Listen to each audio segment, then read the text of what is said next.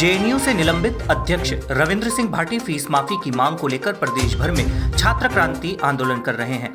आज जिले के डाक बंगले से कलेक्टर तक युवाओं को लेकर मार्च निकाला गया और प्रदर्शन करते हुए मुख्यमंत्री के नाम विगत कोविड-19 महामारी के बीच ली गई फीस माफ करने की मांग रखी गई। ऐसा नहीं होने पर आगामी मानसून सत्र में विधानसभा का घेराव करने की चेतावनी भी दी गई है।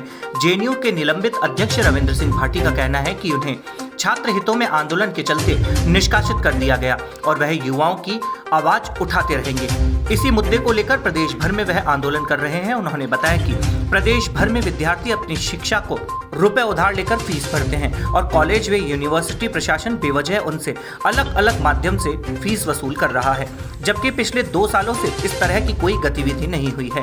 ऐसी वसूली के विरोध में छात्र क्रांति की आवश्यकता है, इसलिए सभी विद्यार्थियों को जाति धर्म से ऊपर उठकर विद्यार्थी हित में सोचना होगा और सत्ता में बैठे लोगों को विद्यार्थी हित में सोचने पर मजबूर करना होगा। इसे लेकर विभिन्न यूनिवर्सिटी और कॉलेज के विद्यार्थियों से आह्वान किया गया है कि वे छात्र हित में विधानसभा मार्च के लिए तैयार रहें।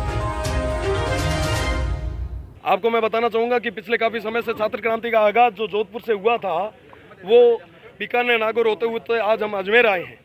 सब तमाम छात्र शक्ति जो अजमेर की छात्र प्रतिनिधि है उन सभी से हमने संपर्क किया और हमने उनको बताया कि आप सभी तरीके के दायरे छोड़कर आप एकजुट होकर आवाज़ उठाइए, छात्र हित में आवाज़ उठाइए। साथ ही साथ में मैं आपको बताना चाहूँगा कि जब पिछले 2 सालों से विश्वविद्यालय और महाविद्यालय किसी भी तरीके से जब खुले ही नहीं हैं तो आप उनसे खेल के नाम पे, स्टूडेंट यूनियन के नाम पे कॉमन रूम, लाइब्रेरी, लेबोरेटरी, ना जाने कितने कितने तरीके के नाम के ये आप जो पैसे ले रहे हो, ये जब उपयोगी नहीं हुए तो या तो उनको रिफंड करो या रीएडजस्ट करो। साथ ही साथ में जो परीक्षाएं नहीं हुई है उन परीक्षाओं के नाम की शुल्क क्यों?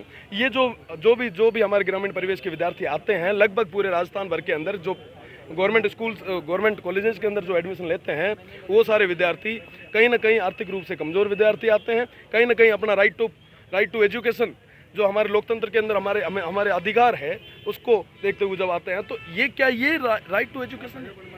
आप उनका आर्थिक शोषण कर रहे हो, शिक्षा के नाम पे आर्थिक शोषण कर रहे हो, जब लूट वसूल कर रहे हो तो कैसे इस तरह से बढ़ेगा क्या देश हमारा आगे? हम आज़ादी का 75वां साल मना रहे हैं, बड़े गर्व से कहते हैं और कहना भी चाहिए क्योंकि हमारे शहीदों ने बहुत शहादत दी थी। पर वापस कहीं ना कहीं फूट डालो राज करो की नीति आज वापस यहाँ आ रही है। एक बदलाव की ज़रूरत है, एक परिवर्तन की ज़रूरत है। हम सब छात्र शक्ति जो युवा शक्ति मेरे साथ में खड़े हैं उन सबको मैं कहना चाहूँगा कि हम सबको एकजुट होकर मजबूती से हमारी बात को आगे पहुँचाना पड़ेगा और अगर समय रहते हमारी सरकारें और प्रशासन नहीं मानती है तो तैयार रहे, विधानसभा की तरफ चढ़ावा करेंगे और जब उस समय उस तरफ जब चढ़ाई की तो दुनिया की कोई ताकत नहीं है जो आपको युवाओं से दूर कर पाएगी।